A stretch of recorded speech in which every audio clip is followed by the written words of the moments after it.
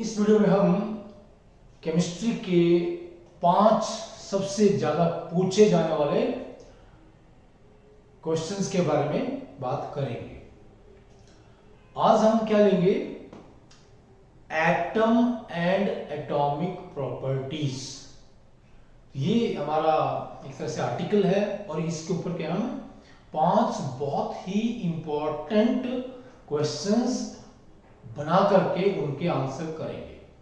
Atom and atomic properties. तो हम जानते हैं कि एटम क्या होता है? किसी भी एलिमेंट का सबसे छोटा पार्टिकल जो रिएक्शन में हिस्सा लेता है और जो उस एलिमेंट की प्रॉपर्टीज दिखाता है। So atom is the smallest particle of an element which shows its properties। तो पहला तो क्वेश्चन यही है, डिफाइन एटम। फिर आएगा एटॉमिक प्रॉपर्टीज। यहां पर हम 4 बहुत ही इंपॉर्टेंट एटॉमिक प्रॉपर्टीज की बात करेंगे। अगर आप इन प्रॉपर्टीज को समझते हैं या समझ लेते हैं, अच्छे से जान लेते हैं, तो फिर केमिस्ट्री सब्जेक्ट को जानने और समझने में आपको बिल्कुल भी परेशानी नहीं आएगी। The chemistry subject will be on your tips। तो पहला डिफाइन किया, डिफाइन एटम। ये तो नंबर 1 हुआ। Number 2 is atomic size. What do you know about atomic size और atomic radius? So atomic radius क्या होता है भाई? Atomic radius is the let's say distance between nucleus and the outermost shell containing electron. यहां से यहां तक की जो दूरी है, न्यूक्लियस का साइज है बहुत ही छोटा होता है, नेग्लिजिबल होता है as compare to size of the atom. तो कह लीजिए तो न्यूक्लियस का सेंटर ले लीजिए और आउटर मोस्ट सेल जिसमें इलेक्ट्रॉन है, इनके बीच की दूरी को, डिस्टेंस को हम एटॉमिक क्या कहते हैं? रेडियस कहते हैं। ओके, और जितना बड़ा रेडियस होगा एटॉमिक साइज उतना ही बड़ा होगा। So atomic size is roughly proportional to atomic radius. We get atomic size. Then number 3 property is what is the ionization energy? Ionization energy और ionization enthalpy उसको बोलते हैं। ठीक है, ionization energy और ionization enthalpy। देखिए प्लीज, हमारे पास लगभग 118 एलिमेंट्स हैं और उनमें से भी क्या है, लगभग 15 या 20 एलिमेंट्स हैं जो लगभग सारे कंपाउंड्स बनाते हैं। सारे जितने भी कंपाउंड्स हैं लगभग, तो 15-20 एलिमेंट्स हैं और करोड़ों कंपाउंड्स हैं। तो ऐसा कैसे पॉसिबल है? तो एटम्स जो है अलग अलग एलिमेंट्स के वो मिलते हैं और बहुत से कंपाउंड्स बन जाते हैं।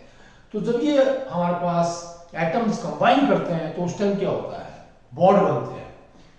बॉन्ड कैसे बनते हैं? ठीक है, कि या तो एटम्स इलेक्ट्रॉन लूज करते हैं या इलेक्ट्रॉन गेन करते हैं या इलेक्ट्रॉन्स की शेयरिंग होती है, और शेयरिंग के बाद भी एटम्स जो है शेयर्ड पेयर के लिए लड़ते हैं।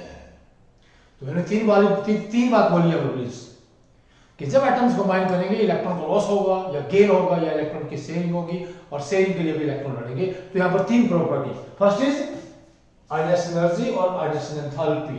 तो किसी भी एटम क्या अकेला है, गैस फेज में है, इसको एनर्जी देंगे इसका सबसे भारी इलेक्ट्रॉन निकालने के लिए, और क्या बनेगा?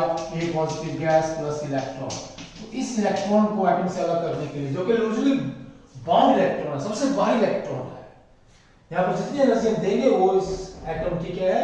आयोनाइजेशन एनर्जी है। और ये किसमें होती है? ये किलोजूल पर मोल में हम इसको लेते हैं, किलोजूल पर मोल। मतलब क्या होगा? इलेक्ट्रॉन निकालने के लिए किसी भी एटम से, एटम क्या है? अकेला है, गैस स्टेट में है, ठीक है, तो उसका गैसेस आयन बनेगा, एक इलेक्ट्रॉन बाहर जाएगा, और इस इलेक्ट्रॉन को बाहर धकेलने के लिए जितनी एनर्जी वहां पर हमने दी है, जितनी एनर्जी लगी है, वो उसकी क्या है? आयोनाइजेशन एंथैल्पी है। फिर क्या भाई, ये फिर क्या होगा? रिएक्शन में क्या होगा? ये इलेक्ट्रॉन बाहर निकल रहा है, इसको कोई लेगा, ठीक है, इसको कोई लेगा, वहां पर क्या जाएगा? फिर ये इलेक्ट्रॉन एफिनिटी।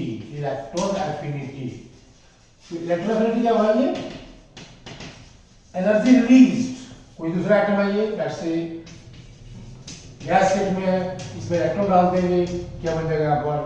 और यहाँ पर एनर्जी बाहर आएगी, एनर्जी गिवन आउट। जब किसी गैसियस एटम में बाहर से फालतू इलेक्ट्रॉन डलेगा गैसेस आयन बनेगा, तो जो एनर्जी यहाँ पर हमारे पास के बाहर जाएगी सिस्टम से, ठीक है, उसको बोलते हैं हम इलेक्ट्रॉन एफिनिटी। उल्टा है, यहाँ पर एनर्जी क्या है, सिस्टम से बाहर जाती है। तो जितनी एनर्जी यहाँ पर बाहर जाएगी क्या है, उतनी ही ज्यादा इलेक्ट्रॉन की एफिनिटी होती है। क्यों क्या ये जो एनर्जी आप रिलीज हो रही है, इस बात का ये इंडिकेटर है कि उस एटम की एक्स्ट्रा इलेक्ट्रॉन लेने की कितनी टेंडेंसी है, एक्स्ट्रा इलेक्ट्रॉन कितनी ताकत से उस आयन में न्यूक्लियस के साथ जुड़ा हुआ है, ये वैल्यू बताएगी हमें, ठीक है। इसे बोला ये भी किसमें होता है, किलो जूल फॉर मोल।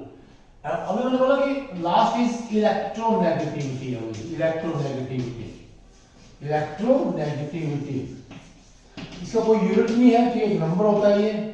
देखिए पहला मैंने बोला इलेक्ट्रॉन का लॉस हुआ, गेन हुआ, क्या कोई बॉन्ड बन गया, ठीक, या इलेक्ट्रॉन शेयरिंग से बॉन्ड बनेगा, जैसे इसमें है यहाँ पर ये CCl बॉन्ड है यहाँ पर, ठीक है, क्लोरोमीथेन यहाँ पर, ठीक है, यहाँ पर ये बॉन्ड है कार्बन हाइड्रोजन के बीच में, कार्बन क्लोरीन के बीच में, तो ये बॉन्ड पेयर है, इसको क्या है, कोवैलेंट बॉन्ड कहते हैं, 2 इलेक्ट्रॉन्स है।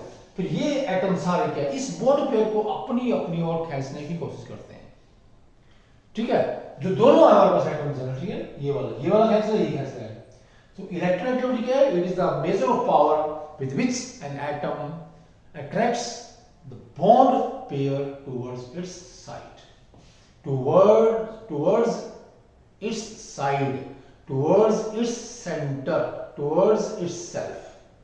So electronegativity is the measure of power or potential or force with which an atom attracts the shared pair of electrons towards its self. और ये हमारे पास क्या नंबर्स होते हैं जो बताते हैं कि जितने भी एटम्स हैं उनकी तुलनात्मक इलेक्ट्रोनेगेटिविटी कितनी है। जैसे हम कह रहे हैं कि हाइड्रोजन की इलेक्ट्रोनेगेटिविटी क्या है, 2 है, फ्लोरीन की क्या देख लीजिए 4 है। इसका मतलब क्या हुआ कि फ्लोरीन की बॉन्ड पेयर को खींचने की जो पावर है हाइड्रोजन से दुगनी है, डबल है। ओके प्लीज, थैंक्स, नमस्कार।